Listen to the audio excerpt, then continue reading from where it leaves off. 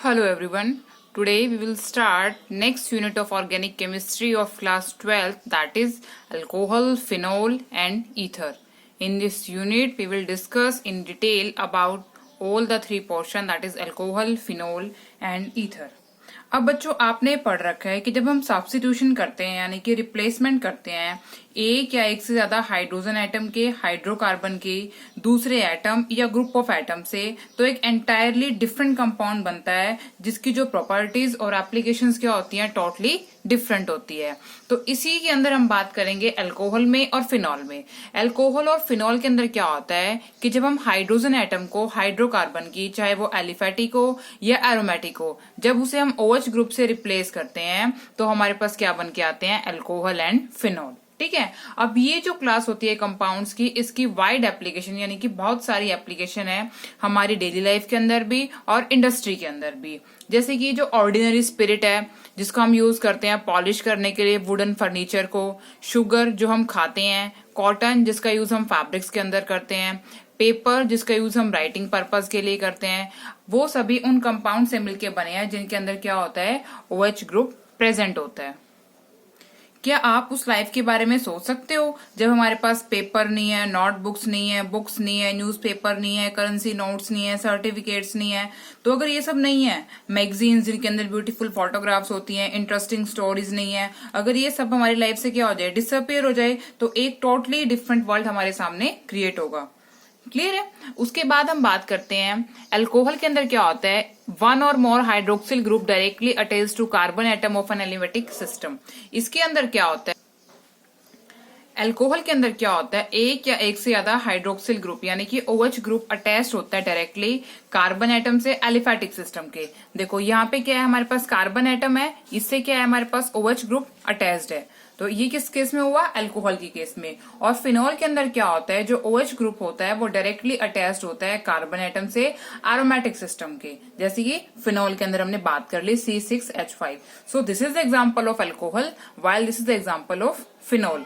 इस केस में aliphatic system की बात करेंगे जबकि इस केस में हम एरोमेटिक सिस्टम की बात करेंगे। इसी कड़ी में आगे बात करते हैं जब हम सब्स्टिट्यूशन करते हैं हाइड्रोजन एटम का किसके अंदर, हाइड्रोकार्बन से, बाय एन एल्कोक्सी और अराइल ऑक्सी ग्रुप। एल्कोक्सी मतलब RO, ठीक है, क्योंकि एल्काइल से एल्कोक्सी बना, O ग्रुप आ गया यहाँ पे RO। जब AR होगा तो क्या प्रोनाउंशिएट करेंगे, अराइल ऑक्सी। इससे एक नई क्लास बन के आएगी कंपाउंड की जिसे हम क्या बोलते हैं, ईथर। ये नई क्लास आई है जब हम क्या कर रहे हैं, हाइड्रोजन एटम को रिप्लेस कर रहे हैं हाइड्रोकार्बन की किससे, अल्कोक्सी या फिर अराइल ऑक्सी ग्रुप से, RO या फिर ARO। एक नई क्लास बन रही है कंपाउंड की जिसे हम क्या बोलते हैं, ether. Example di methyl ether CH3OCH3। ROR- क्या होता है, इसका जनरल फॉर्मूला होता है जहां पे R और R- सेम भी हो सकते हैं और डिफरेंट भी हो सकते हैं, और ये चीज हम इसकी क्लासिफिकेशन के अंदर स्टडी करेंगे। ईथर को आप बना सकते हो रिप्लेस करके हाइड्रोजन एटम को हाइड्रोक्सिल ग्रुप की ऑफ एन अल्कोहल और फिनॉल बाय अल्काइल और अराइल ग्रुप। देखो OH ग्रुप हमारे पास प्रेजेंट है, सपोज हमारे पास क्या है, CH3OH ग्रुप ऑलरेडी हमारे पास क्या है, प्रेजेंट है। अगर हम लोग क्या करते हैं, इस हाइड्रोजन को भी R ग्रुप से रिप्लेस कर देते हैं तो क्या बन जाएगा, CH3OR, या फिर सिंपली मैं कहूं तो ROR बन गया और ये क्या बन गया, ईथर बन गया। सिमिलरली अगर हम फिनॉल के केस में बात करें तो मेरे पास OH ग्रुप प्रेजेंट होता है, इस H को रिप्लेस कर दो तो मेरे पास क्या बन के आ जाएगा, OR। सो इस तरीके से भी आप ईथर की फॉर्मेशन कर सकते हो, या फिर सिंपली क्या करोगे, आपके पास क्या प्रेजेंट है, हाइड्रोकार्बन प्रेजेंट है, उस केस में आप रिप्लेसमेंट करोगे तो आपके पास बन के आ जाएगा।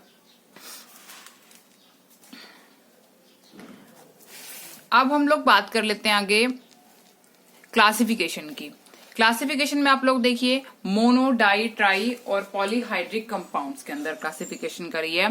कहते हैं depending on whether they contain 1, 2, 3 और मैनी हाइड्रोक्सिल ग्रुप, यानी कि स्ट्रक्चर के अंदर कितने हाइड्रोक्सिल ग्रुप प्रेजेंट है उसके बेस पे हम इसकी क्या करते हैं, क्लासिफिकेशन करते हैं। जैसे फर्स्ट में 1, 2, 3, यहाँ पे 3 OH ग्रुप प्रेजेंट है, ये बात करी मैंने अल्कोहल के अंदर बात करी। अब फिनॉल के अंदर देखो 1, 2, इस केस में कितने हो गए, 3। So these are the example of monohydric, dihydric, trihydric. Clear हुआ आपको, नेमिंग बाकी आपके पास आगे आएगी। ये इथेनॉल है, इथाइलिन ग्लाइकोल, प्रोपेन 1, 2, 3 ट्राइयोल, या फिर प्रोपाइलिन अल्कोहल आप बोल सकते हो। सिमिलरली इसकी नेमिंग भी वो हम नोमेनक्लेचर के अंदर स्टडी कर लेंगे। उसके बाद आता है कि जो मोनोहाइड्रिक अल्कोहल है उसको आप आगे भी क्लासिफाई कर सकते हो, किसके बेस पे, according to the hybridisation of carbon atom, कि जो कार्बन एटम है जिससे हाइड्रोक्सिल ग्रुप अटैच है उसके बेस पे उसके क्या हाइब्रिडाइजेशन है उसको आप फर्दर क्लासिफाई कर सकते हैं। नंबर 1, अगर वो जो कार्बन है sp3 हाइब्रिडाइज्ड है तो इस केस में क्या होगा, जो OH ग्रुप होगा वो किससे अटैच्ड होगा, sp3 हाइब्रिडाइज्ड कार्बन एटम से अल्काइल ग्रुप की। वो फर्दर क्लासिफाई होगी primary, secondary and tertiary alcohol के अंदर। तो प्राइमरी के केस में क्या होगा, ये कार्बन कैसी है, प्राइमरी, सेकेंडरी, टर्शियरी। तो वही लिखा है, in these 3 type of alcohol the OH group is attached to primary, secondary and tertiary carbon atom. ये कैसी है, प्राइमरी, ये कैसी है, सेकेंडरी, और ये कार्बन कैसी है, टर्शियरी। क्लियर हुआ आपको? ये आपको आना चाहिए क्योंकि क्वेश्चन इसके बेस से बन के आता है कि क्लासिफाई करो इसको प्राइमरी, सेकेंडरी और टर्शियरी के अंदर। उसके बाद एलाइलिक सिस्टम, अब मैंने स्टार्टिंग में कराया था विनाइल, एलाइल, ये आपको आना चाहिए, नहीं आता तो पीछे वीडियोस आप देख सकते हो। एलाइलिक अल्कोहल के अंदर क्या होगा, जो OH ग्रुप होगा वो अटैच्ड होगा sp3 hybridised carbon atom next to carbon carbon double bond. देखो ये कार्बन कार्बन डबल बॉन्ड हो गया, इससे नेक्स्ट कार्बन कैसी होगी, sp3 हाइब्रिडाइज्ड, इससे जो OH ग्रुप अटैच्ड होगा तो ये हमारा सिस्टम कौन सा बन के आएगा, एलाइलिक अल्कोहल का सिस्टम। ये कार्बन अब कैसी है, प्राइमरी, तो प्राइमरी हो गया। ये कार्बन अब की बार कैसी है, 2 कार्बन से अटैच्ड है, सेकेंडरी। यहाँ पे 3 कार्बन से अटैच्ड है तो कैसी होगी है ये, टर्शियरी। तो इसे हम एलाइलिक अल्कोहल में भी क्लासिफाई कर सकते हैं।